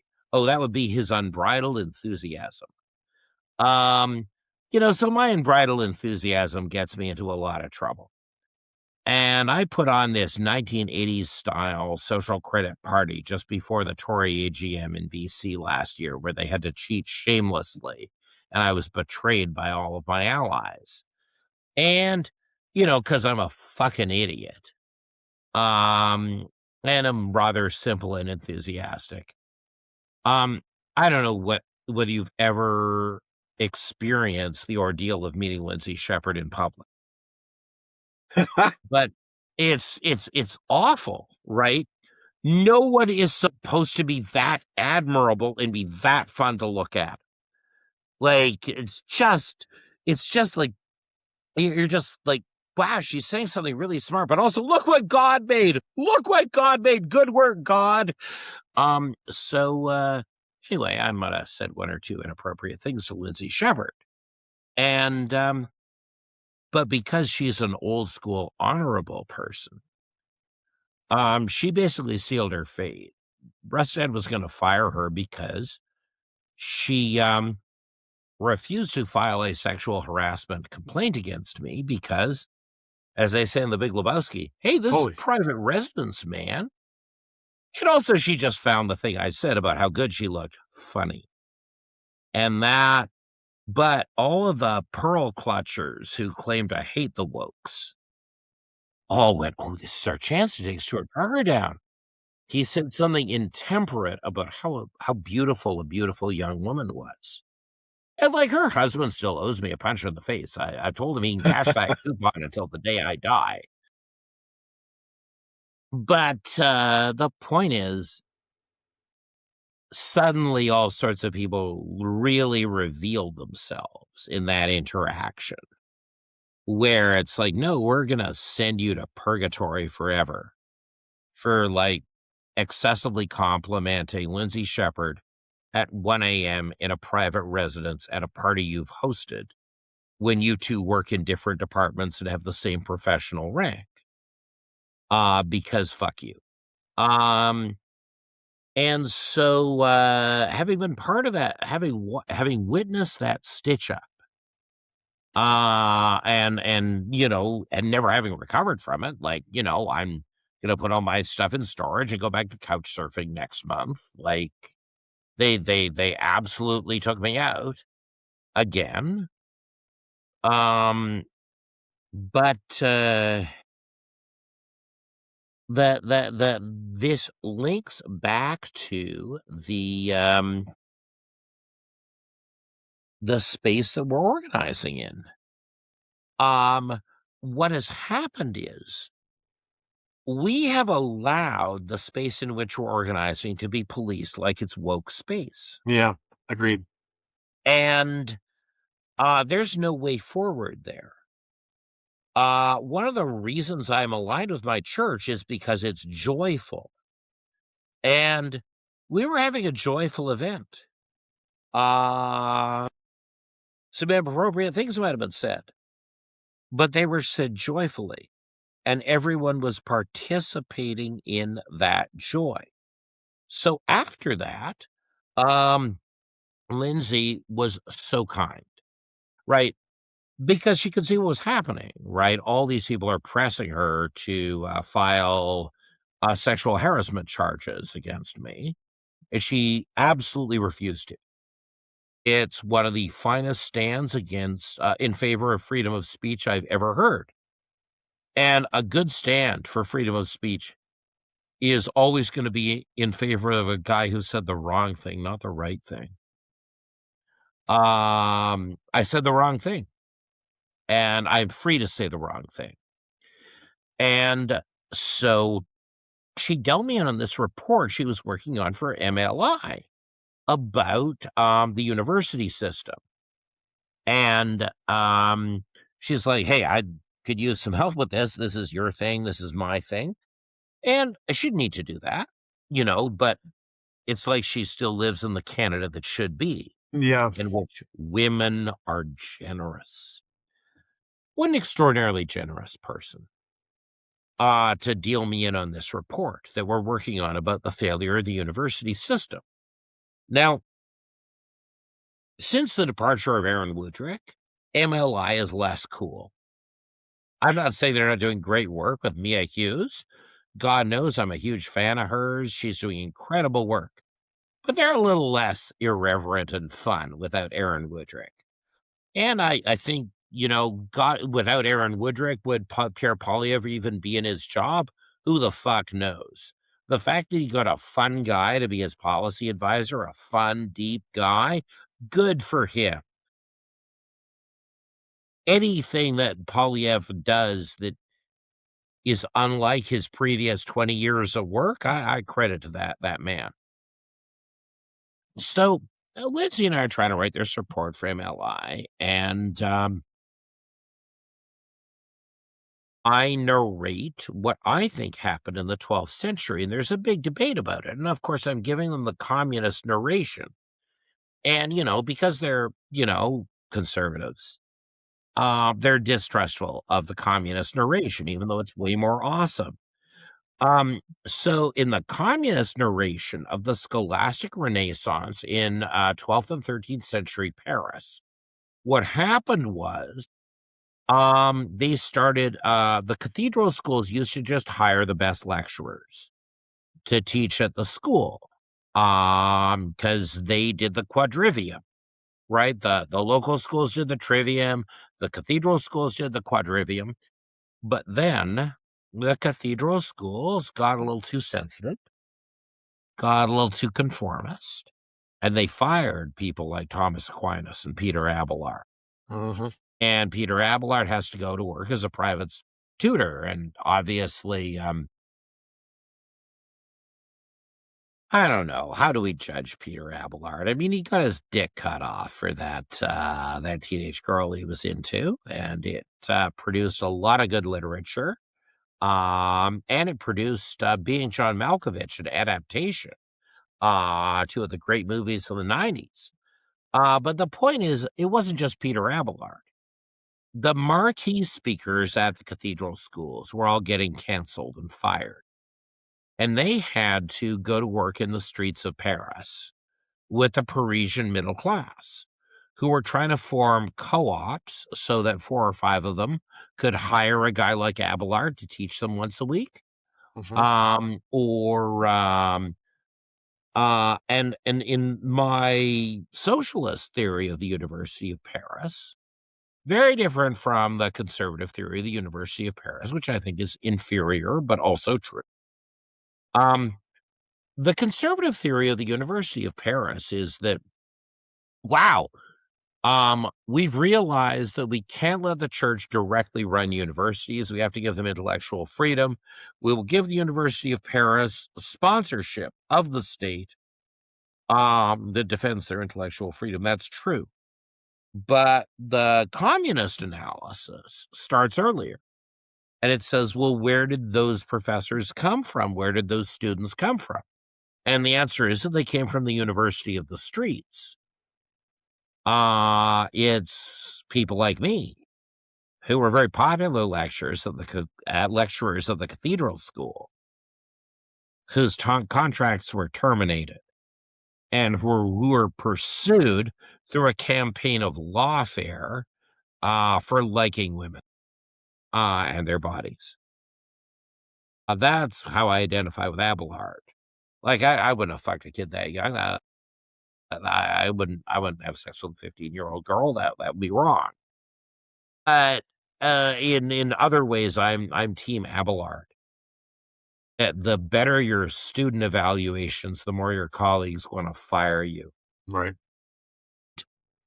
So, what preceded the University of Paris was a proto-University of Paris, where the free market ruled, where people formed co-ops. Sorry, capitalists. The free market makes people form co-ops all the time.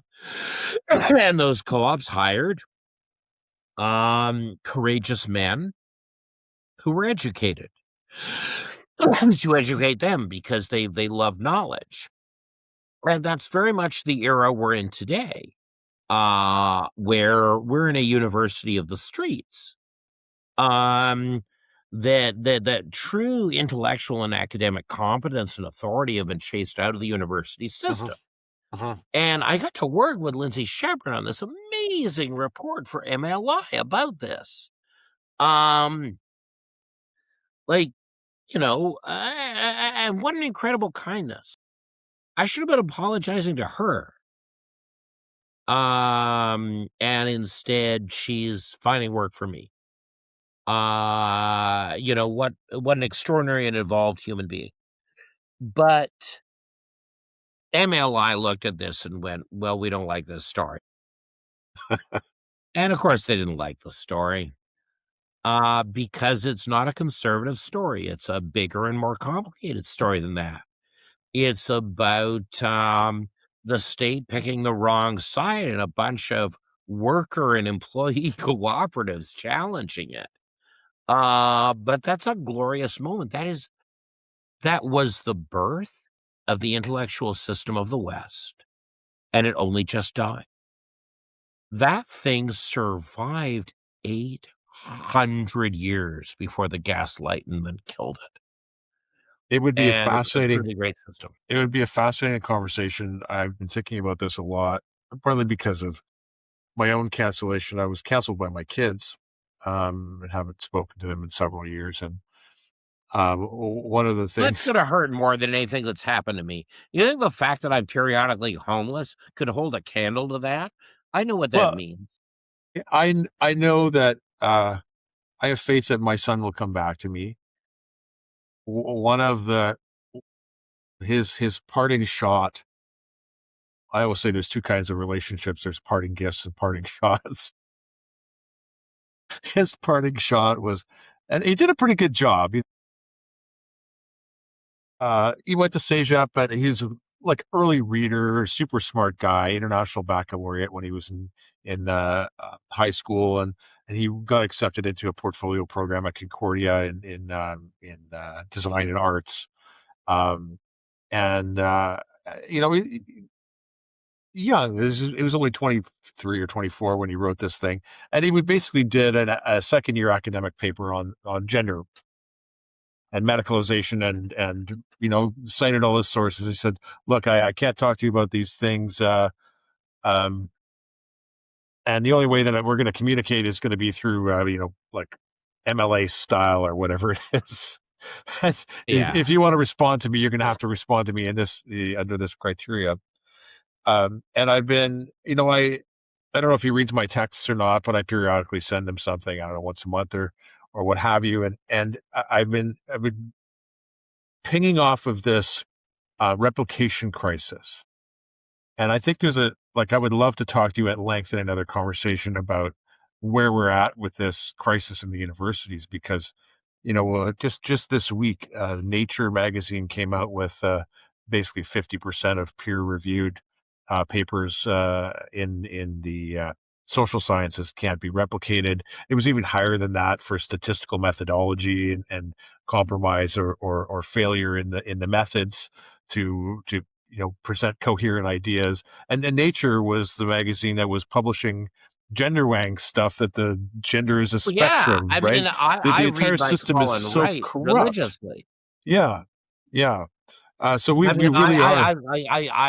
I'm just introducing friends to Colin Wright's thing of them. Like, I started reading Colin Wright for the anti-gender weighing material, but I now read it entirely for the worst thing that's passed peer review this week material. And when those weird women were like waist deep in Lake Utah, marrying brine shrimp and explaining how the brine shrimp had consented to marrying them, I'm like, wow, I don't know if okay. I don't know if you caught this one, and I'll maybe dig myself out of my tarot hole a little bit, but Colin published me on astrology a couple of years ago. Fucking A. He had put up this piece. It was a reproduction, and for viewers, Colin Wright is he's an atheist. He's his one of his big idols is Richard Dawkins, and they got to be on panels together. And he's very scientific minded, rational, and utmost respect for him. And he republished this thing about a study that debunked astrology. And, you know, it was the typical debunking of astrology, saying that the planets in your birth chart don't predict your personality or events in your life. Fine. And I wrote to him and I said, you know, I believe there's a defense of astrology. And I gave him a sample, and he was intrigued, and he published my piece in defense of astrology. And I wrote about astrology as oral tradition, and as a mnemonic tool, and as a way of um, having archetypes in a visual reference set of stories Right. and relationships. I got a few thoughts on this myself, right? One of the best things I heard in defense of astrology is was not designed as a defense of astrology. They went Myers-Briggs, astrology for people who don't believe in magic. But the point is that the Myers-Briggs personality thing, it's all arbitrary. It's all imposed from above. It's all part of a symbolic order that has an aesthetic. And it's like it's like astrology, except that it lacks the cultural embellishments of astrology. Yes. A little sidebar: my Twitter profile says I'm the official astrologer to Colin Wright. My argument, Well, that's the thing. You always want private victory conditions. When you reach our age and you realize that you're not going to hit any of the social victory conditions, get really into private victory conditions. Mine is that when a girl breaks up with me, she says, I wish you'd never convinced me to support the Albigensian Crusade. And I'm 3 out of 5 on that, and I'm gonna hold that. I'm gonna hold that. my argument that I developed with Colin was that the core planets of astrology, there's 7 of them. The sun and the moon I set aside, but the core planets are 5. It's Mercury, Mars, Venus, Saturn, and Jupiter. And this oral tradition, holding these core archetypes in story and mythology. So we have Jupiter and Zeus. We've got Kronos in relationship to Saturn. Yeah. And we've got the Hermes and Mercury. Hermes and Mercury, and then we've got the core masculine and feminine archetypes: Mars, Aries, and Venus, Aphrodite. We have found, and I wrote about the history of personality science starting in the 1920s. Jung wrote personality types in early 21. You talked about Myers-Briggs. And then a guy named Marston came out with what ended up becoming the modern disc profile. It's a 4-quadrant thing. He was a Harvard guy. And that personality science and these metrics fell out of fashion for a while. We got into the Piagets and the developmentals and the all these fashions in psychology. But there was a resurgence in the 80s. And one of the things that really never hit in the 30s was what became the Big 5 personality type, which was a lexical analysis. The lexical analysis, the way they did this was the researchers took the Oxford English Dictionary, not a small dictionary, and they pulled out big samples of adjectives describing human behavior.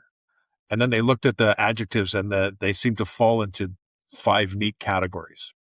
And this is the language that we use, and this is the sort of, let's call it the emotional range, or the temperament types. And they categorize them into 5. And then in the 80s, this was picked up again. This is where we get the Big 5 personality type inventory, which is broadly the most accepted and replicated personality trait inventory that we have. There's nothing magical about it. It's just how. Well, I mean, what's interesting is that you've offered a defense for both the 4 and 5 element systems in this call. Correct. Because that's the kind of guy you are. Imagine the fun we would have had if Western civilization weren't in the middle of falling and we weren't trying to save it. There are a lot of self-indulgent times where, we would have just been smoking a lot of hash And talking and about this stuff. debating the 4 versus 5 elements I system. actually believe it's a 4+1. Oh yeah. Well, no, I've squared that circle many times. This is the reason I run a lot of tabletop role-playing games. right? Because the 5-element system, let's be clear, it's not the same at all. It's fire, earth, water, metal, wood. There's no air in the 5 system. Um, it's very different from the Aristotelian attempt to graduate to 5 with the quintessence. And I don't see you investing in either of those theories, either the Oriental 5 system or the Aristotelian 5 system. Something else is going on here. Yeah. We're getting out to a tangent. I think. Really? Yeah. Because like, so when my friend George met Amy, might be the love of my life. I mean, she clearly wants me dead, so that in and of itself is probably a sign. But It's a fine she, line between love and hate. I know. I know. Well, we do love a good psycho host beast. That, that I think is the greatest Wayne's World contribution is the term psycho hose beast. So when Amy met my old pal George Gibault, right, the social critic courtier who effectively ruled British Columbia for about 3 years from behind the scenes, who then ended up dying in poverty, whose only work was as an extra with the position strange-looking man. I mean, he was incredibly wise. He was on top of everything. He gave me the typology of Tory politics. It's like there is going to be that kind of guy who, no matter how simple the task you give him, he will find a way to do it illegally. But he was really pushed out of conservative politics, and he represented very much the worldview that we're talking about, where you've got, like Gibault, and it's interesting, right? Because, evidently this is some sort of podcast in which I'm going to say inappropriate things because the bull's already out of the door. Like, Cosman is going to be so pissed at me. Like, I love him. I love him. He's such a good man, and he's such a good husband. And I don't dislike I at all. I think he's a better human being than I am. I'm sorry, but like, you're just stuck with this. You married a woman who was too beautiful. Like, there's just a cost. Like, when I was with Alana, people said all kinds of weird shit about her, and I shut the fuck up about it. Because I got to have her. So consider that. But in any case, going back to George Gibault, strange-looking man,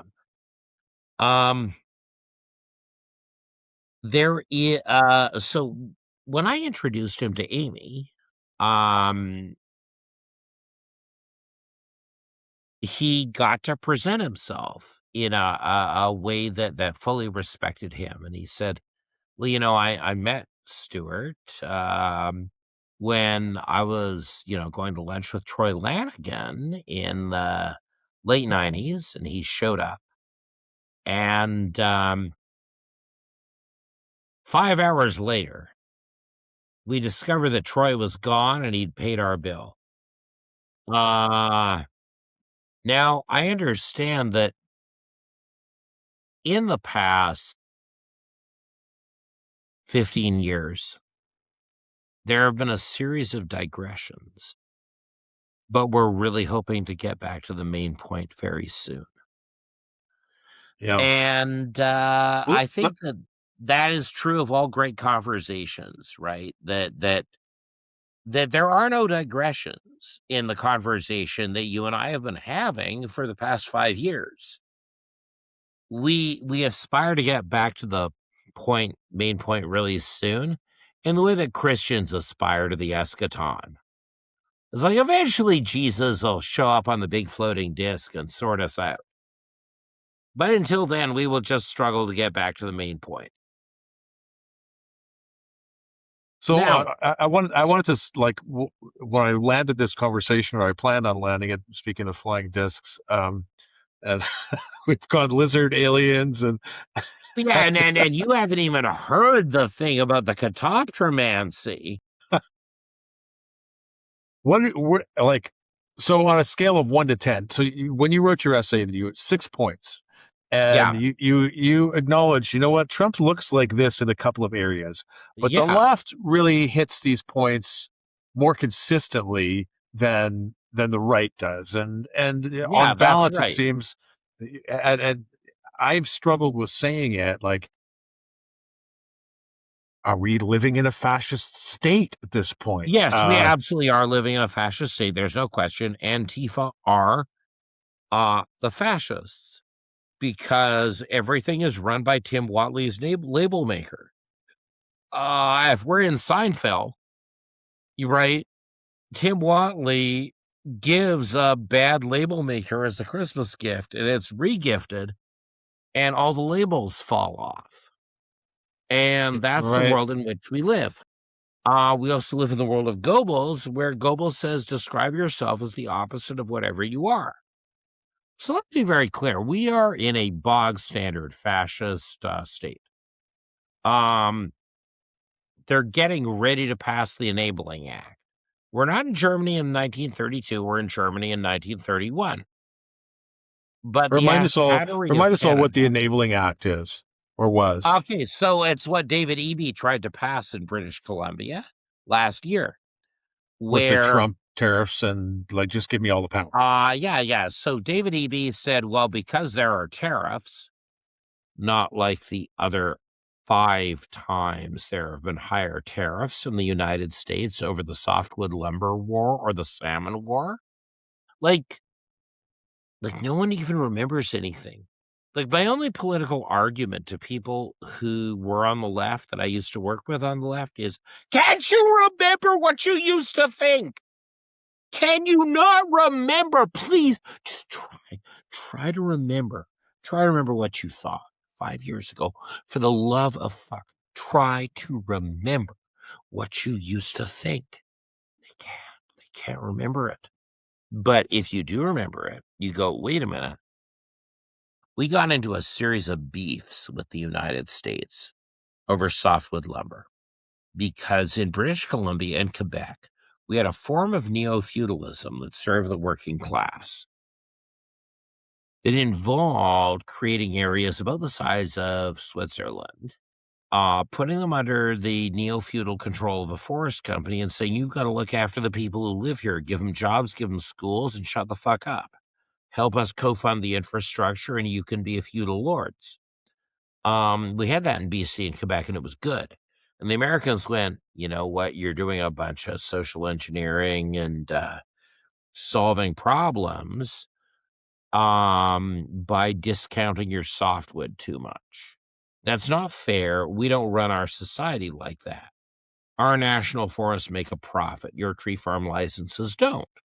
That was a fair criticism. That was an excellent thing to get into a giant fucking dust-up about. Like, I'm not saying the Canadians were better or the Americans were better.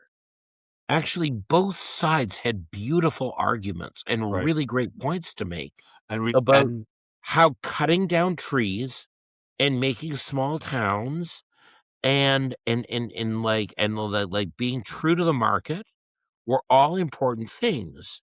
And they eked out very different deals about it based on like what was going on there. And we all felt passionately about it. When we were in the Shake and Shingle War, we felt passionately about it because we understood the importance of there being those mills in those towns.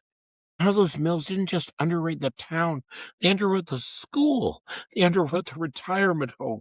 And we went into these big, vigorous trade wars against America where we were slapping crazy tariffs on us, far bigger than Trump's tariffs. But then we sold ourselves out. We destroyed the tree farms. We destroyed neo-feudalism.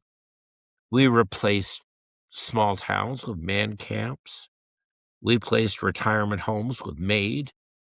We ruined ourselves. And in the course of ruining ourselves, we also made ourselves so weak that we would see a trade war with the United States as some kind of existential threat, as opposed to the fucking weather in Anglo-America. Thank you very much. Yeah, periodically we get into a dust-up with our friend. Right. That's part of being a friend. That's part of us losing track of masculinity, that we're so scared that this guy won't be our friend if we get into a fight with him. And God knows I've led my life on that basis, and all this cancel culture lives on that basis. But you should be able to get into a punch-up with your friend. And so when I saw this, the elbows up horse shit, it's like that. This is not that. We were proud of our respective positions. We fought it out. We punched it up. We came to an agreement.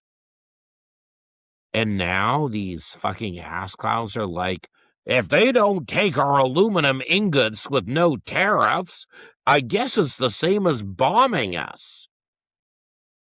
Elbows up. Yeah. So, the Enabling Act, we're at that moment, or Yeah, we've tried it. That was the David Eby thing. David Eby took advantage of that, and he went, I'm going to pass legislation that lets me rule by decree. So he put forward to the BC legislature this idea that all legislative authority should be transferred to the cabinet for the next 2 years. So they didn't require a legislative vote to pass a law. He passed an Enabling Act. And I'm like, guys, that's the Nazis. When you give people the right to rule by decree, right? Because I tracked the Venezuela situation. I was a Chavista. I liked Chavez for kind of the reason I liked Trump. He was always saying like really sexually inappropriate things at big meetings. Like, really, he organized a goon squad to try and overturn an election, and he's like always saying really sexually inappropriate things at meetings. The left loved Chavez for doing that. Why do they hate Trump for doing that? Like, it's the same kind of greasy, weirdo misogyny, but somehow when Hugo Chavez did it, it was good because he was browner than Trump. But it's just pathetic. Like, what I remember what I said at this Toronto salon I was invited to that was convened by liberals back in the day when I was teaching at U of T. And yeah, well, we wanted to organize this night to celebrate Hugo Chavez. They go, well, Hugo Chavez is great. He's like the Ralph Klein of the left. He's like, wow, oil got way more expensive. I guess I'm an economic genius. Also, I'm drunk as fuck. Like, this is so yeah, there's a the Enabling Act that was put forward here and withdrawn very reluctantly by David Eby because the Greens actually, when the Greens are functioning as a guardrail for civil society, everyone should be very frightened. These incredibly greasy weirdos said to Eby, look, we can't just let you rule by decree for 2 years. It's the only thing that stopped him passing the Enabling Act. Yeah. But it was Hitler's Enabling Act. When you let the supreme leader rule by decree for a time-limited period, you are a fascist. Indeed. So the last question, Stuart, is, and maybe we all grapple with this, and I don't know what the answers are besides kind of what we're doing at a pace as we can, is what do we do about it? Well, I'm going to run for school board because maybe they'll kill me. But I've been hanging out with Barry Neufeld. And so Richard Prosey, who is the one remaining conservative on the Chilliwack School Board, they're currently trying to censure him for attending Barry's and my New Year's party. Yeah. So they have photos of him at our New Year's party. And, Barry's been fined $825,000 this year, $750,000 plus $75,000 for not believing in gender whang. And what I got to tell you is Barry Neufeld's a pile of fun. It's an incredible privilege for me to live in his town. He was like mildly relieved when I arrived. It's like, oh, okay, well, he'll keep doing the shit I do after I die. Because we're just ornery, zesty gentlemen, apparently in the service of Christ. But, Barry was the only friend, like personal friend outside of the congregation who came to my baptism. And he hardly knew me. Yeah. He has rolled out the red carpet for me because, and part of this is we understand Chilliwack is the crucible. The wokes are scalp collectors, and there's no greater humiliation they can put the Christian right through than seizing control of the Chilliwack School Board and putting a woman in charge of it. I don't mean she's the chair, but the point is everybody knows the shape of Karen Bondar's vulva, which is not knowledge that should have been inflicted on any of us. And that's why when Barry called her a porn star, he was fined $75,000. Yeah. Yeah, pornographic art, whatever it was. Yeah, a striptease artist. She's a porn star. She's a proud porn star. She does talks on cruise ships where she shows old people her vulva and then encourages them to urinate on each other back in their cabin. And she does that for money while serving as a school trustee. Because the Canadian Labour Congress just wanted to kick Chilliwack in the face for having been the buckle of the Bible Belt for so long.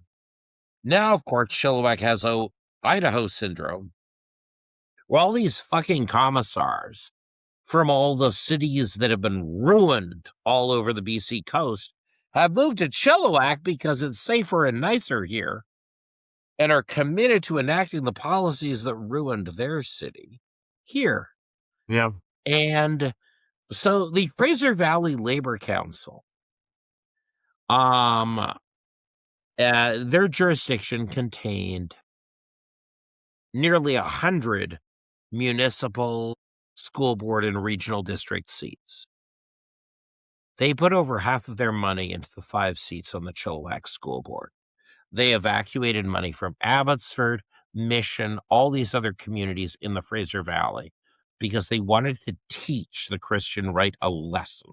They wanted to punish Barry Neufeld. Punishing Barry Neufeld didn't start with these court judgments. It started by putting this insane gender whang, vagina-hating cultist, Terry Westerby, on the board, and putting Karen Bondar, the lamest, ugliest porn star in BC, on the board. And yes, legal counsel, I do really just, I cannot wait for you to sue me. This is an invitation because I am really looking forward to the discovery process. So Barry and I fell in really well. Richard came to our New Year's party, not to inveigh against gender whang, but, because he and I are working on building a stronger Christian intellectual scene here in Chilliwack. And that's what he told Karen Bondar. It's like, but you are with Barry Neufeld at his party, so you've got to be censured. You've got to be removed from the school board. It's wild.